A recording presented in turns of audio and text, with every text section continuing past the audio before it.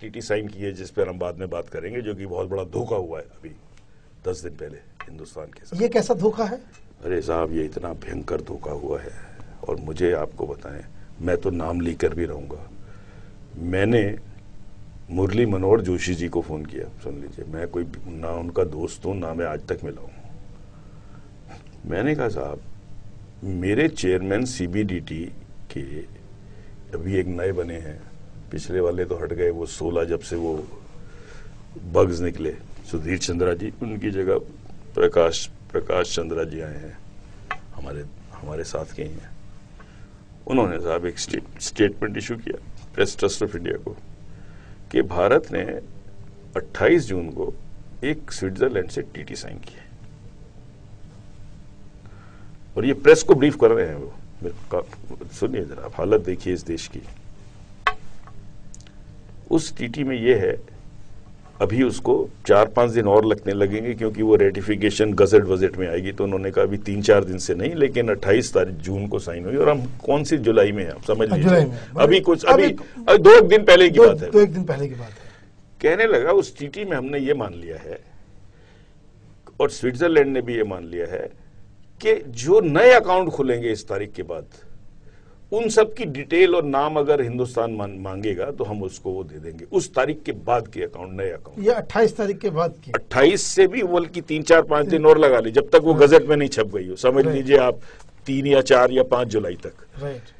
5 जुलाई के बाद जो नया अकाउंट आया है, वो श्री प्रणब मुखर्जी ने दस्तखत किया, सिर्फ वही अकाउंट का इंफॉर्मेशन स्विट्जरलैंड देगा। और जो पहले जो इतने लाखों करोड़ रुपए सरेंडर कर दिए। Pranab Mukherjee should resign from finance ministership. आपने वो जो 1.4 ट्रिलियन लोग हैं, 1.4 ट्रिलियन डॉलर जो इंडियंस का पड़ा हुआ है, आपने उसको उसके ऊपर अपना लियन छोड़ दिया, आपने उनका नाम पे छोड़ दिया, आप साइन करके आए हैं। मनीष जी, आपको मैं बता रहा हूं, हम लोग इतने ज्यादा कैपिटलिज्म में बिजी हो गए हैं, लोग पता नहीं आजकल ये टीवी खरीद, ये खरीद, हमारी जो नई जनरेशन है, हमारी आत्माएं ज्यादा मर चुकी हैं। मैं आपको बताऊं, मैं जब स्टूडेंट था कॉलेज में, आप तो मेरे से छोटे हैं, हम उस समय ये इतने हमको अट्रैक्ट नहीं करती थी चीजें कि गाड़ियां हैं, ये है, हम लड़ पड़ते जेल थे हो जाए। आजकल जो है वो इसलिए कि पीछे 10-15 साल के अंदर इस देश में सिर्फ अच्छा, आप क्या पार्लियामेंट से आपने कंसेंट ली इस तरह की टीटी साइन करने की? प्रणब मुखर्जी साहब, आप होते कौन हैं? 3 जुलाई 2011 से पहले के सभी स्विट्जरलैंड के डिपॉजिट्स के ऊपर उनका नाम ना लेने की और उनके अकाउंट ना लेने की आपने सरेंडर कैसे कर दिया इंडिया के राइट्स? किससे पूछ के किया? मुरली मनोहर जोशी, सुन लीजिए आप, हमने उनको फोन किया, हमने आपको जो मुझे तो आपकी प्रोग्राम में आना था, हाँ। और वो जो हुआ, बोले विश्व बंधु ये मुझको मालूम नहीं था। अरे मैंने कहा पीटीआई का ये दिखाइए, हम आपको दे रहे, पीटीआई का जो सीबीडीटी के चेयरमैन का स्टेटमेंट है, साइन हुआ है। मैंने कहा आप इसको उठाइए।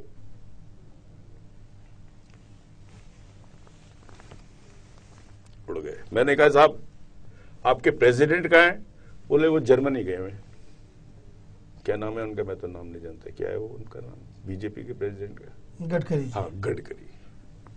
मैंने कहा आप उनसे बात कर लीजिए।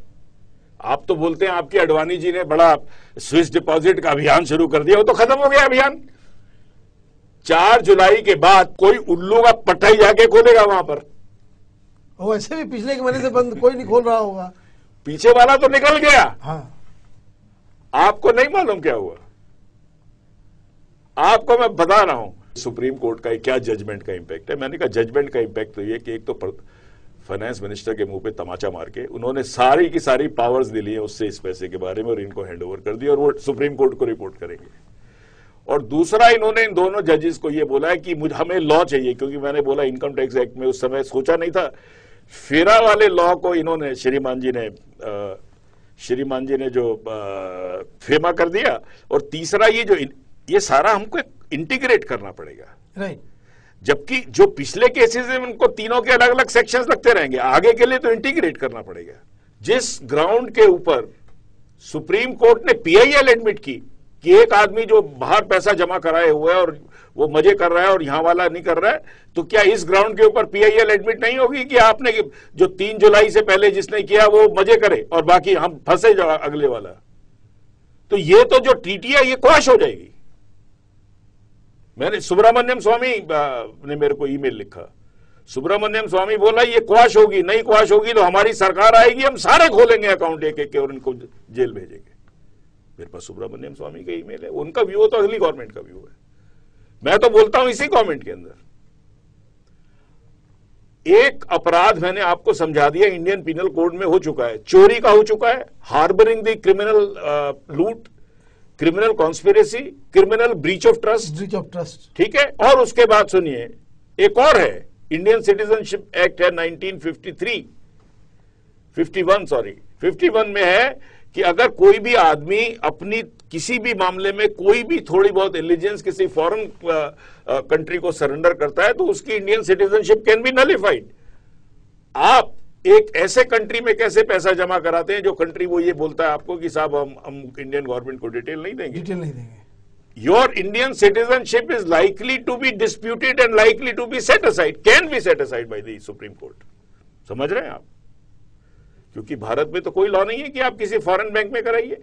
अच्छा, आपने फॉरेन बैंक में भी करा दिया, आपने उस कंट्री के फॉरेन बैंक में कराया जो बोलता है हम किसी को इन्फॉर्मेशन नहीं देंगे, तो आपने यहां की सॉवरेनिटी कर दी। You can not hold Indian passport holder, वहां का ले लीजिए अगर वो देते हैं आपको तो।